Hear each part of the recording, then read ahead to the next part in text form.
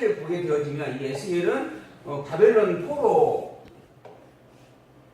때에 지금 있는 것이죠. 바벨론 포로. 바벨론에 의해서 지금 남쪽 유다가 지금 멸망을 당한 상태입니다. 그리고 그 백성들이 다 포로로 끌려가서 70년 동안 포로로 살게 된다. 물론 그 이후에 회복된다라고 하는 것이 예언이 되어 있죠. 그런데 이 70년 동안 포로로 살게 된다라고 하는 것에 언약이 이루어져 가는 그러한 시점에서 지금 에스겔이 예언을 하고 있는 그러한 상태이다라고 하는 거죠.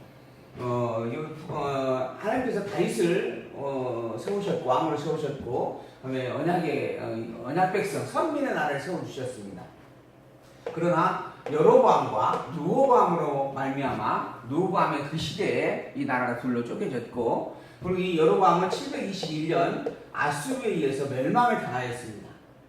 그리고 나서 이제 587년 이 지금 바벨론에 의해서 587년에 남쪽 유다 예루살렘 성이 완전 회파가 되어지고 솔로몬을 통해서 지었던 솔로몬 성전까지 다 무너지게 되어졌죠. 그리고 나서 이제 포로로 잡혀가서 바벨론 땅에서 거하며 살아가게 되어져 갑니다.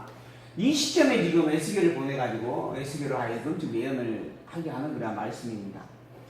이 시기에 에스겔을 통해서 하시는 말씀의 내용을 보면 너희들은 죄인이다라고 하는 이야기입니다. 어떤 죄인인가? 우상을 섬겼으며 그 다음에 거짓을 행하였으며 음행을 행하였다라고 하는 겁니다.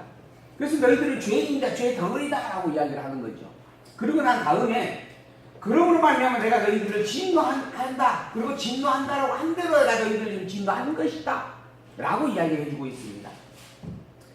이 진노라고 하는 성질을 통해서 너희가 죄인인 것을 내가 분명하게 드러낸다라고 하는 겁니다. 죄에 대한 지적과 책망을 하시는 거죠.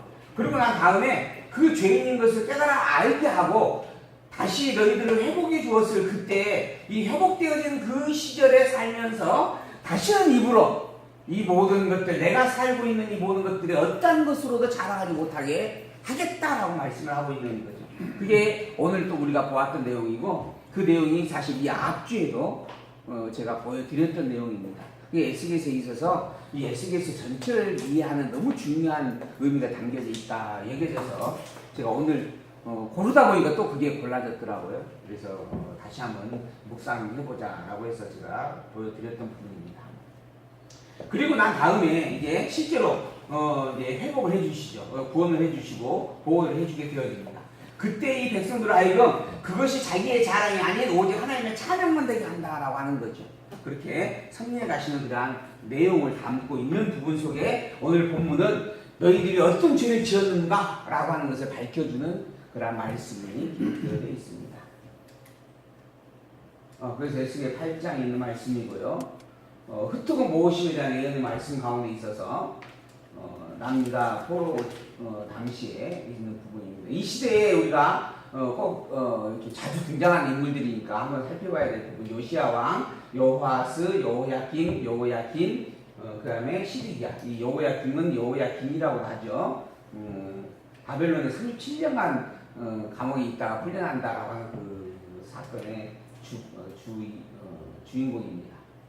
하나님께서 이렇게 흩뜨고 모으심에 대한 말씀, 그 중에서 1장 24장까지는 흩으심에 대한 말씀인데 선지자를 부르셨어요. 선지자를 부르시고 선지자에게 어떤 사명을 주었는가라고 하면서 밝혀주는 말씀 우리가 이 앞주에 1장에서 10장의 내용을 통해서 살펴보았습니다. 그리고 오늘 이제 이 예루살렘의 멸망을 더해지는 원인, 너희들이 어떠한 죄를 지었는가라고 하는 것을 하나 밝혀주고 있습니다.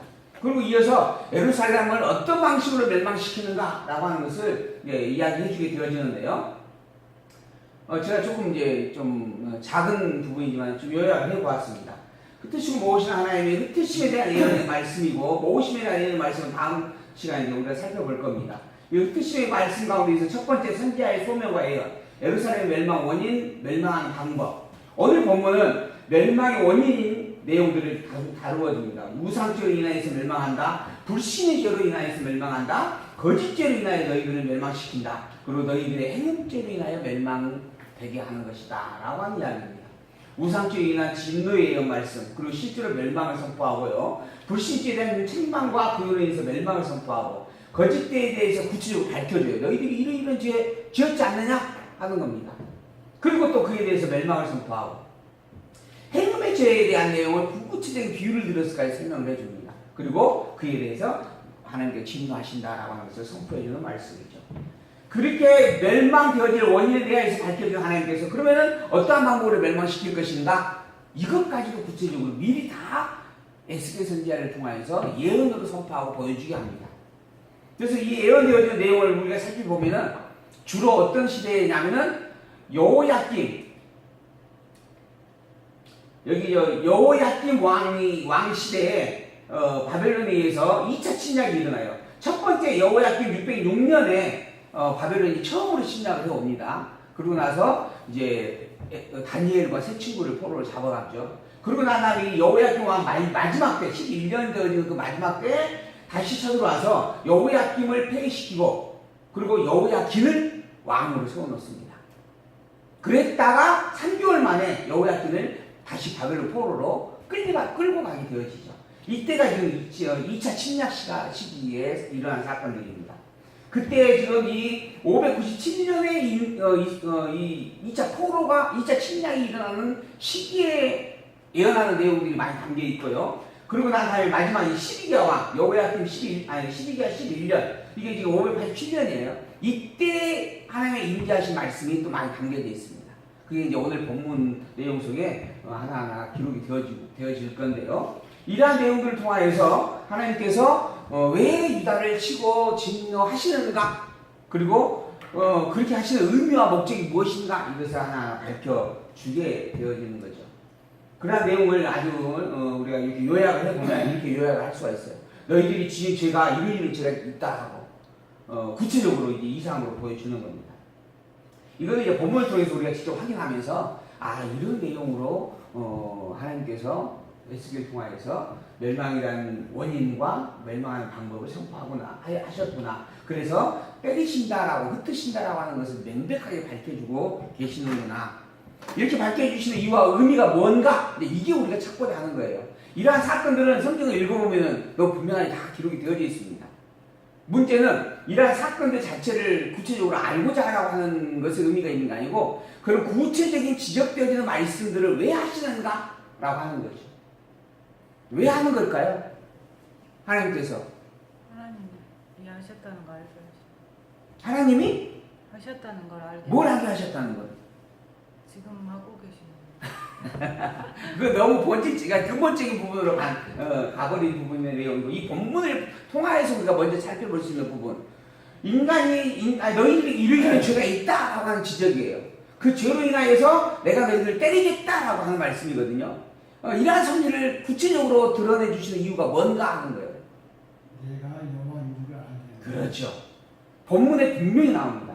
이 모든 것들이 너희들이 현재 가지고 있는 너희들의 현재 모습들이다. 그런데 이것들이 곧 나를 잊어먹으로 말미암아 행하게 되어지는 불신앙적 내용들이다 라고 하는 거죠. 근데 내가 여호와인데 너희들이 여호와로 지금 인정하지 않고 있는 것이다 라고 하는 겁니다. 그래서 내가 너희들을 때린 것이다. 왜? 여호와로 인정하게 하려고 때리는 것이다. 내가 여호와인 것을 알게 하려고 때리는 것이다 라고 하는 거예요. 이것을 알게 하려고 이런 구체적인 죄들을 적나라하게 지적하시고 그리고 그것을 확인을 해주고 있는 거죠. 그래서 하나님께서 우리에게 주시는 진노라고 하는 이 시련이라고 하는 섭리는 죄를 깨닫게 한다. 깨달음. 우리가 죄인다라고 하면서 알게 한다라고 하는 겁니다. 그리고 난 다음에 아까 이야기했죠. 이후에 내가 누리게 되어지는 모든 것이 다 은혜인 것을 알게 하기 위한 것이다. 이 모든 것은 다 하나님이 하신 일이에요. 그러니까 하나님이 하셨다. 하나님이 하신 일이다. 요거야 너무 당연한 일이에요. 그리고 내가 주인다라고 하면서 선포를 하고 있어요. 그래서 항상 하는 말이 뭐라고 하냐면 나 주 여호와의 말입니다. 그렇습니다. 나는 하나님이에요. 하나님이 나는 너희들의 주인이고 여호와다라고 이야기합니다. 주인, 전능자의 주권자라는 이야기죠. 여호와랑 언약하고 언약도를 이루는 신실한 자라는 이야기입니다. 내가 주인이 여호와라고 하는 것을 너희들에게 분명하게 보여준 사건들이다. 근데 왜 그런 줄 아느냐? 너희의 하나님인 내가 여호와인 줄 알게 하려고 그러는 것이다. 하나님 당신은 주인이고 여호와이셔요. 이거는 말 안 해도 진리입니다. 이거는. 인정을 하든 말든 일단 진리, 이건 절대적 진리예요. 그런데 그걸 깨달아 알게 해 가려고 이러한 일들을 하고 있는 거예요. 그러한 일들이 누구에게 유익이 되는 것인가? 누구에게 유익이 될까요? 하나님에게 유익이 될까요? 이것을 경험으로 이렇게 갖게 되어지는 백성들에게 유익이 될까요? 그 백성들에게 유익되게 하려고 하시는 일이에요. 그러니까 우리가 우리의 어떠한 은혜와 능력으로 말미암아 가진 것으로 말미암아 하나님을 찬양한다. 이거 굉장한 착각입니다.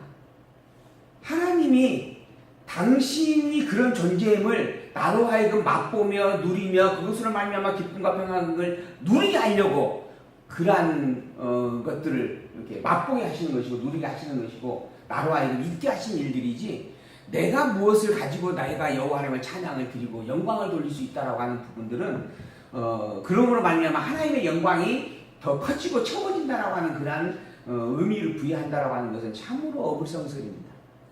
이 모든 것들은 하나님에게 있어서는 그저 선포되어질 수밖에 없는 절대적 진리입니다.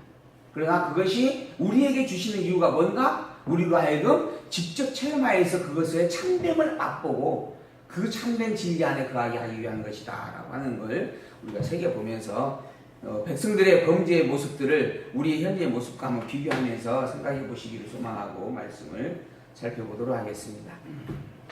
오늘 본문에 기록되어 있는 말씀 8장 1절부터의 말씀을 하나하나 살펴보도록 하겠습니다. 8장 1절에서 6절까지 예루살렘으로 에스겔을 이끌어 갔어요. 이건 에스겔이 직접 시공을 초월해서 그걸로 간 게 아니고 에스겔이 자기 자신을 형상화한 이상을 보여준 거예요.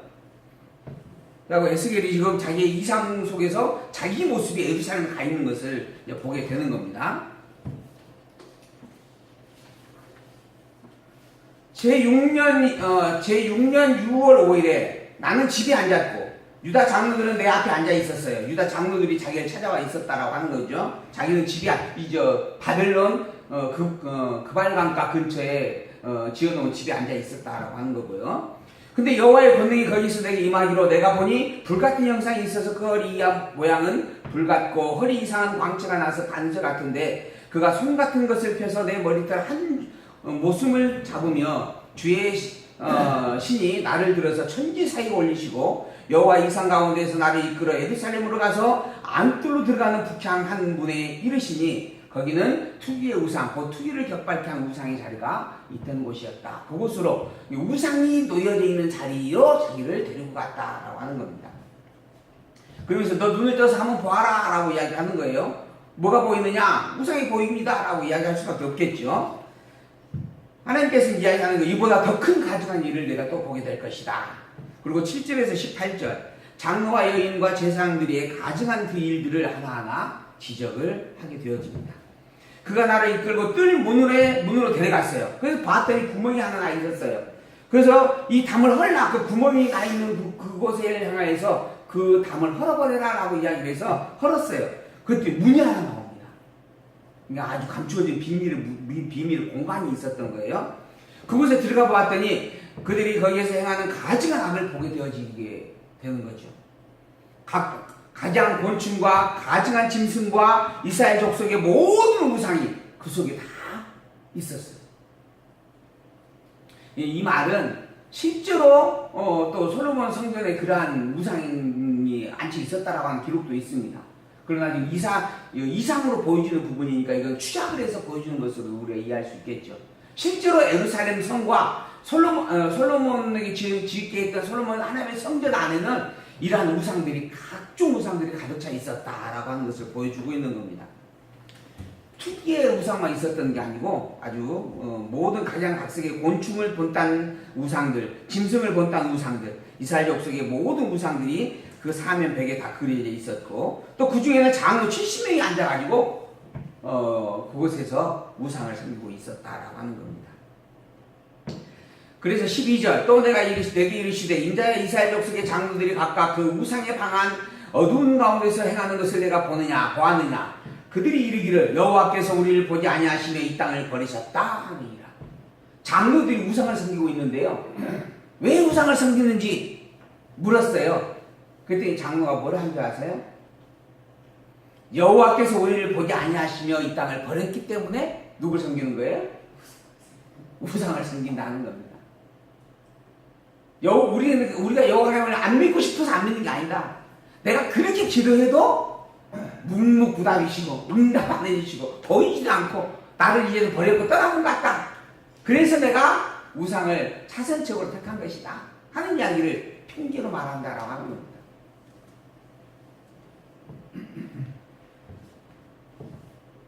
또 내게 이르시되 13절 너는 다시 그들의 행하는 바 다른 큰 가증한 일을 보리라. 또 이것이 전부가 아니라는 거예요. 그들의 가증함이 또 있다라고 하는 겁니다. 그래서 나를 데리고 여호와의 전으로 들어가는 북문에 이르시기로 보니 거기에 여인들이 앉아서 단무스를 위해서 애국하고 있었어요. 이 단무스라고 하는 이 신도 우상신이거든요.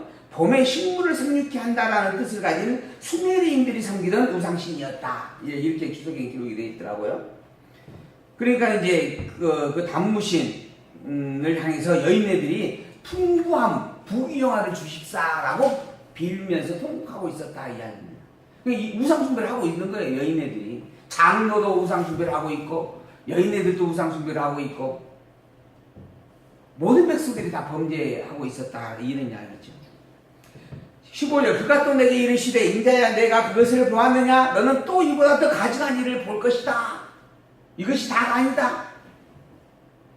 죄도 한두 가지여야 적당히 할 말이 생깁니다. 그리고 참작이 돼요. 그래서 살인을 했어도 초범은 이렇게 형이 감면이 돼요. 그리고 심지어는 집행유예로까지 풀려나는 경우도 있어요. 초범 같은 경우는. 근데 이제 재범이나 이제 반복해서 짓는 사람들은 그러한 참작이 없어지죠. 그러니까 적당해야 그것도 참작이 될 수 있는 부분인데 이 백성들에게 있어서는 가증한 일이 끝이 없다라고 하는 겁니다. 그렇게 유다 백성들이 죄 덩어리였다라고 하는 이야기예요. 그런데 이 백성들이 선지자를 향해서 뭐라 했냐면 대체 우리가 하나님한테 무슨 죄를 지었기에 하나님이 우리를 이렇게 바벨론에게 짓밟히고 포로로 잡혀가도 내버려 두신단 말이냐 라고 항변을 했다 그러죠. 그래서 지금 다시 한번 에스겔 통해서 그러한 일들을 보여주고 있는 겁니다. 너희들이 한두 가지 죄를 범한 게 아니다. 그가 또 나를 데리고 여호와의 전 안뜰로 들어가서 보았는데 그 안뜰에는 동방태양이 있었어요. 이게 동방태양을 경배하는 신앙이 우상신이 자리하고 있었다는 거예요. 여호와의 성전 안에서.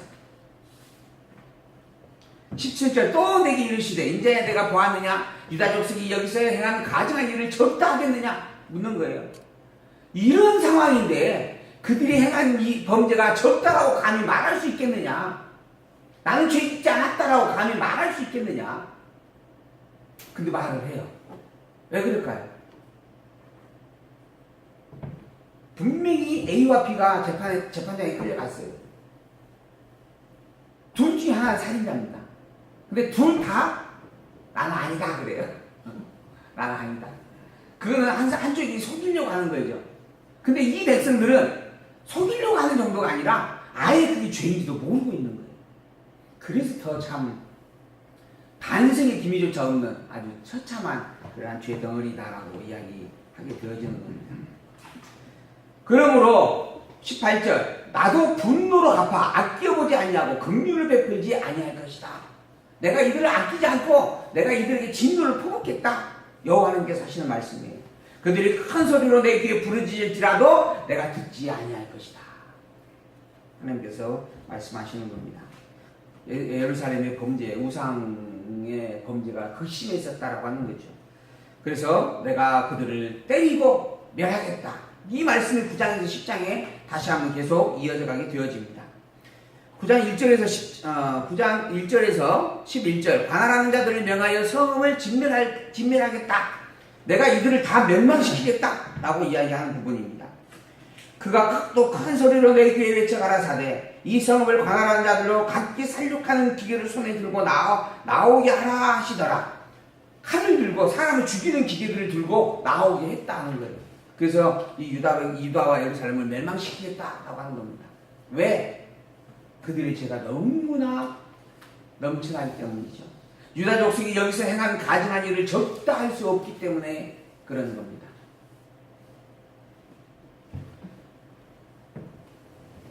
그러면서 이제 뭐죠? 비유를 하나 들어주는데 3절을 보게 되어지면 9장 3절 그룹에 머물러 있던 이스라엘 하나님의 영광이 올라 성전 문지방에 이르더니 여호와께서 그 가는 벼옷을 입고 서기관의 먹그릇을 찬 사람을 불러 이르시되 너는 예루살렘 성읍 중에 순행하여 그 가운데 행하는 모든 가증한 일로 인하여 탄식하며 우는 자의 이마에 빠라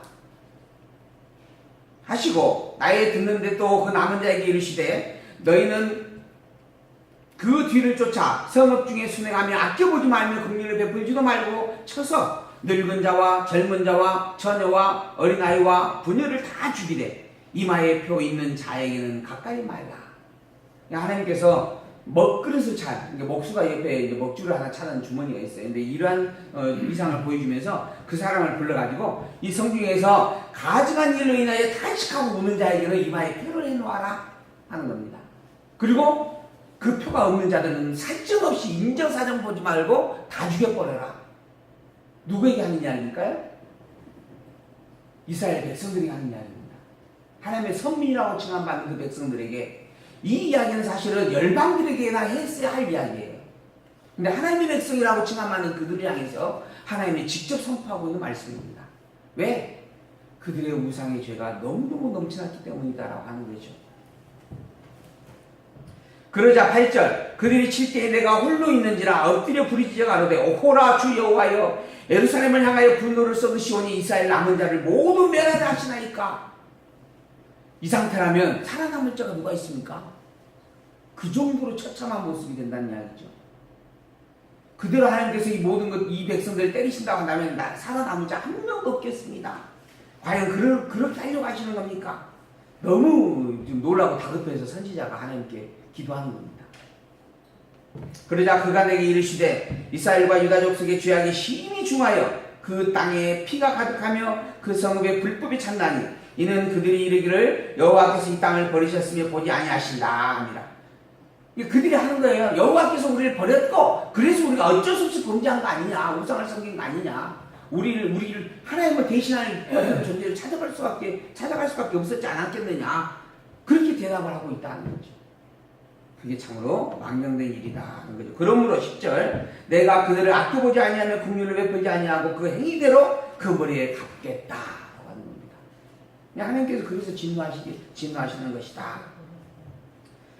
그리고 또 이어서 10장 1절에서 8절까지 가는 베옷 입은 사람이 불을 받는 이상을 보고 증언을 하는 내용으로 이스라엘 멸망을 선포해주는 말씀입니다.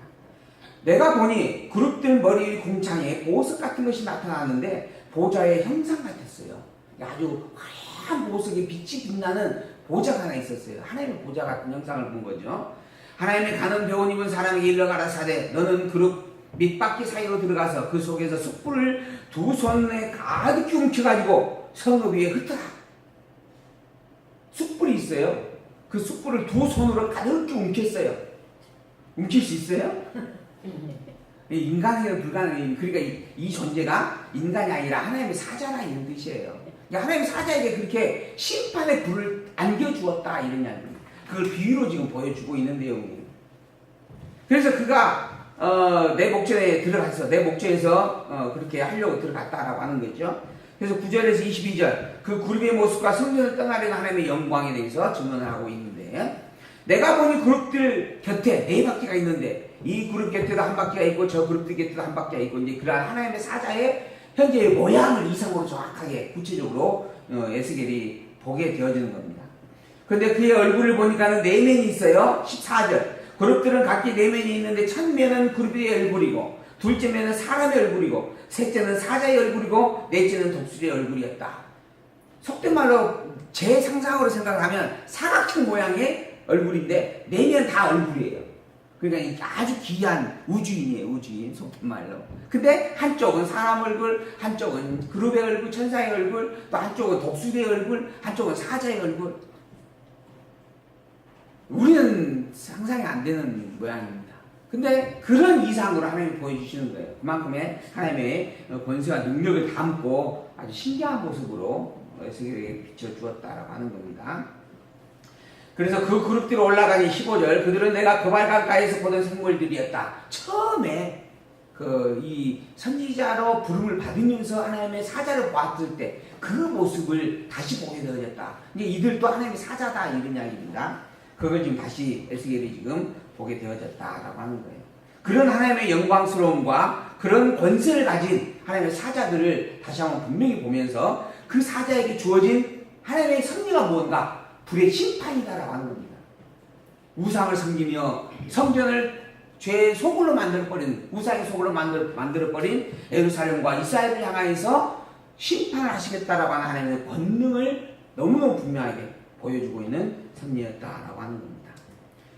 그리고 나서 이제 두 번째로 이어서 불신앙에 대한 죄에 대해서 지적을 하고 가르쳐주는 말씀이 담겨져 있게 됩니다. 11장 1절에 있는 말씀 4절까지 백성의 방백들을 쳐서 예언하라 하는 하나님의 말씀이 주어지죠. 그리고 난 다음에 하나님께서 이들을 다 죽일 것이다.